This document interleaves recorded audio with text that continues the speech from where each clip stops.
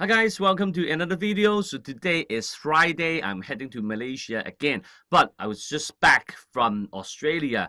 So last week I went to Australia for a seminar over there, 200 people seminar, which I've never been to Australia hosting a seminar. So that's why collectively accumulating 6 years of the friends and fans living there. So I hosted a seminar. The photos are like that. So just to show you that I went to the seminar and it was good. Okay. So after that, I hooked up with the a few of the friends over there, actually is fans, okay, and subscribers over there. They recommended some housing tours around Australia and Sydney. Basically, I went to Sydney.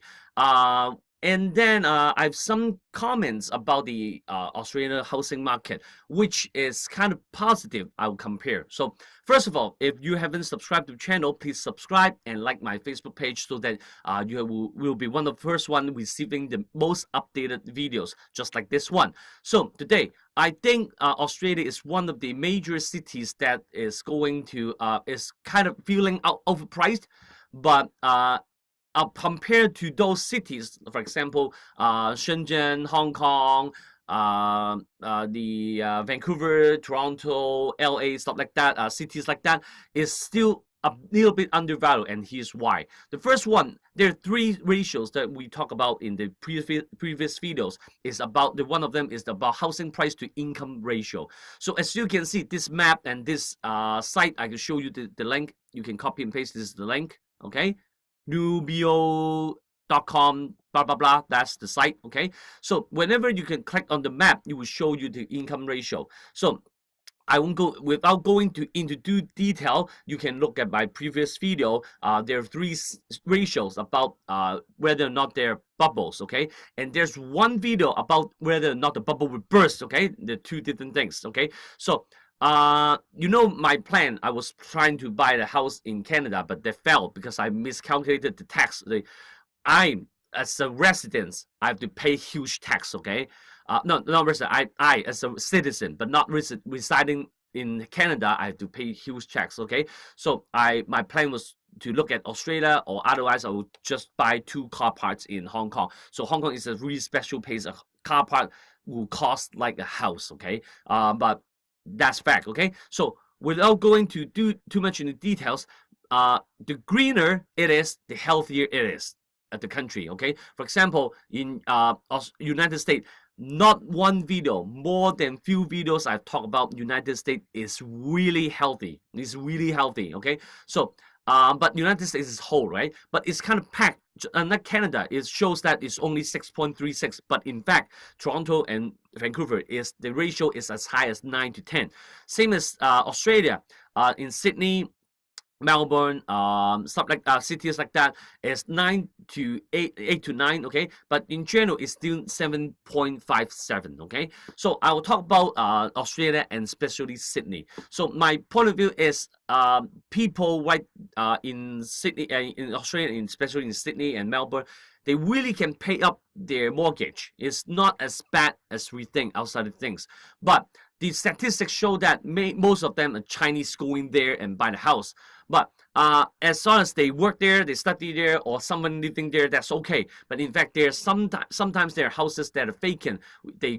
So that they launch a ghost tax. Okay, that's something that they have done in the previously in before. Okay, so we understand that it's kind of healthy.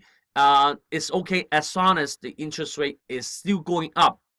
Eventually the housing market will go up. I know that sounds strange, that sounds weird, okay, but that's the fact I talked about in the previous video. As long as the interest rate keeps going up, the housing market eventually in long run will go up. But in short term, people may panic and sell off, and you can take the advantage and buy a house there. Okay, so if a residence in Australia, especially it's your first house, I think is still a good time.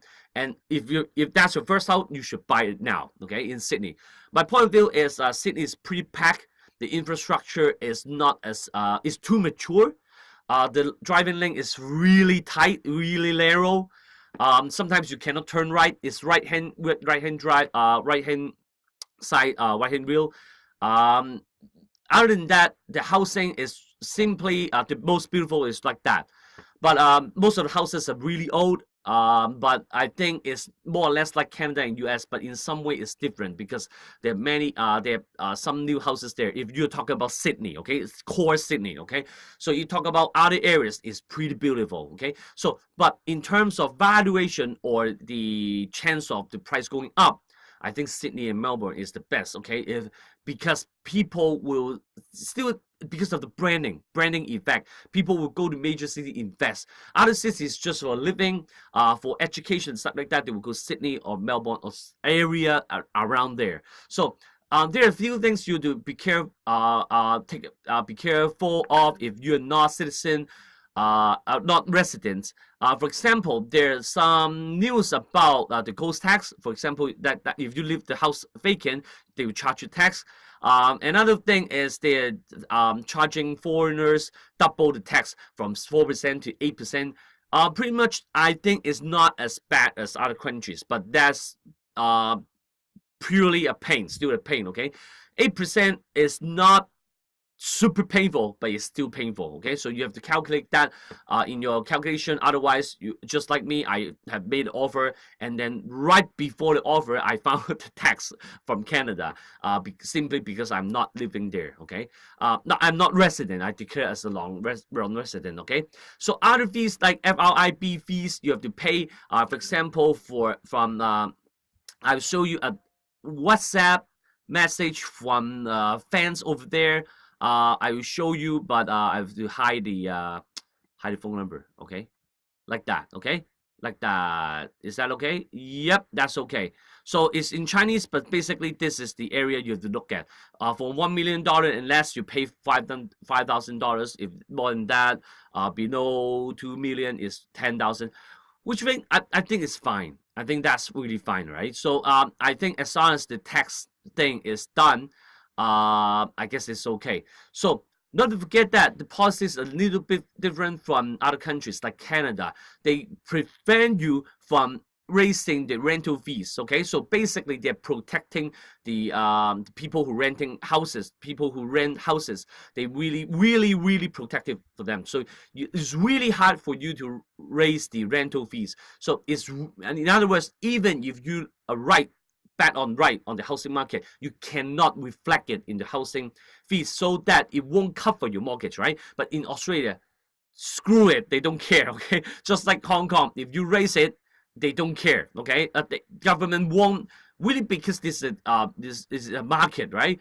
So they not that they care, but they will not have tight restrictions on raising rental fees, so that buying a house is, in this sense, is better than buying a house in other countries such as Canada, because in Australia you can just adjust the rental fee. So it's basically about your gut feeling. I won't say gut feeling. Your prediction, your forecast on the housing market. If you're right, you can reflect it in your house, in your rental fees, so that if within the next year, because in Q4 Australia is maybe going to raise the interest rate, so that I think in Q1 or to Q3 there may be a little bit of adjustment, or the turnovers will be slightly less, and then it's chance for you to kick into the market and buy a house. So when the market thinks and panic about the interest rate hike, you can kick into the market, and in the end, 2018 or 2019 in net return, it will yield a positive return. So that if the plan works, you can adjust it and reflect in the rental fees. If you're living inside, that means probably your first house, so you should buy it anyway. So I think that's about the general housing market update for you guys. And if I really don't want to go through all the struggles and all the things, how should we invest in it? So there's REITs listed in Australian market, the ASX 200 index, which I rely on, not the all shares index. That's really old, okay. So if that's the case, you can invest in SLF. That's the ETF listed in Australia, but it's in Australia, it's not in US. If that's SLF, that's Sun Life Financial, that's a stock, okay? So I think that's still not complicated, because if you have E-Trade or IB, Interactive Brokers, you can just buy it, right? You just invest it in within, if you're sitting in US, you're sitting in Singapore, sitting in Hong Kong, you can just buy it. Of course, the fees will be a little bit expensive, but you are holding it for long, right? You're not speculating this ETF, because ETF is not for speculation, it's for investing. So that's the another alternative. And the other alternatives is buying the Australian dollars before the interest rate is going to hike next year. That is a positive correlation with the housing market, but not 100% correlated. So is there are good sides or bad side, there's convenience or inconvenience, there's homework to do or their next homework to do. So that's basically my update. So it's your call what to do. But in general, I think the housing market in general, whole wide world, in major cities will go up again. That's what I talk about in the previous housing videos. There's not many videos, just 5 or 6 videos about housing. You can look it over. It's really what I invest in housing market and my investment experience in the past 20 years. So hopefully it will shorten your lighten your mistakes and shorten your path to accumulating your wealth. Okay, so that's basically my update. Please remember to leave me likes and share this video to your friends. I will see you next time. Investing Made Easy. Goodbye.